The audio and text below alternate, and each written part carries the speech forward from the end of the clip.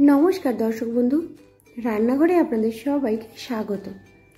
आज आमि उচ্ছে दिए पाँच मिशाली एक तरकारिर रेसिपि आपनादेर साथे शेयर करब। এই রেসিপির জন্য আমি অনেক রকমের সবজির ব্যবহার করেছি। চলুন তাহলে রেসিপিটা শুরু করা যাক। আমি একটা কড়াইয়ের মধ্যে দিয়ে দিয়েছিলাম 1/4 কাপ সরষের তেল। তেলটা গরম হলে কুচু কুচু করে কেটে রাখা উচ্ছেগুলো আমি এভাবে দিয়ে দিলাম। উচ্ছেগুলোতে আমি আগে থেকেই নুন আর হলুদ মাখিয়ে রেখেছিলাম।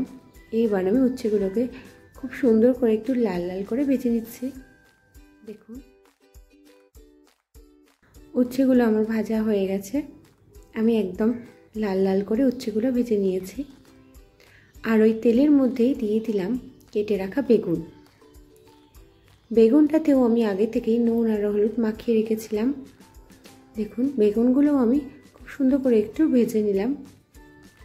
বেগুনগুলো আমার ভাজা হয়ে গেছে। এবার আমি বেগুনগুলো কড়া থেকে এইভাবে তুলে নিচ্ছি।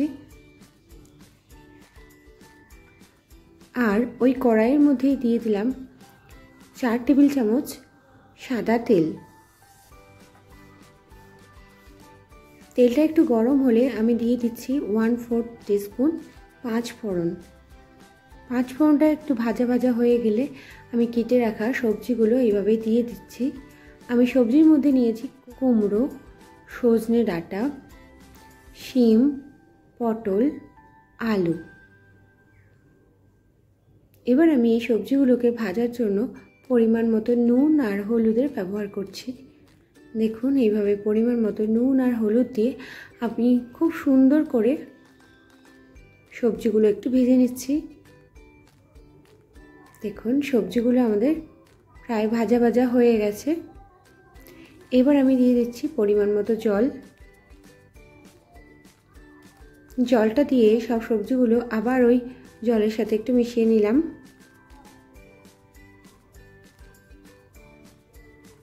আর দিয়ে দিলাম 1 টেবিল চামচ চিনি।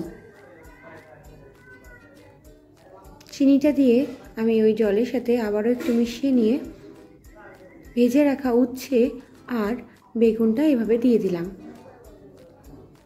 আর একটা ঢাকা দিয়ে আমি এটা হতে দেব 15 থেকে 20 মিনিটের জন্য, একদম লো ফ্লেমে। খুব ইজি আর খুব তাড়াতাড়ি হয়ে যায় এই রান্নাটা।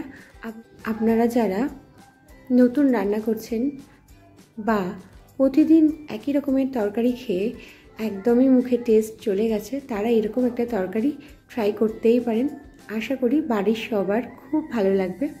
দেখুন আমি 15 মিনিট পরে ঢাকাটা খুলে দিলাম। খুব সুন্দর করে সব কিছু সেদ্ধ হয়ে গেছে। এবার আমি উপর থেকে দিয়ে দিলাম ভাজা মশলা। এই ভাজা মশলার রেসিপি আমি একদিন আপনাদের সাথে শেয়ার করে দেব। দেখুন ভাজা মশলাটা দিয়ে আমি খুব সুন্দর করে এই সবজির সাথে মিশিয়ে নিলাম। রেডি হয়ে গেছে আমাদের পাঁচ মিশালি তরকারি। তাহলে এই রেসিপিটা কেমন লাগলো আপনারা অবশ্যই কমেন্ট করে জানাতে ভুলবেন না। ভালো লাগলে লাইক, কমেন্ট, শেয়ার করতে ভুলবেন না। আর আমার চ্যানেলটিকে সাবস্ক্রাইব করার অনুরোধ রইল। ধন্যবাদ।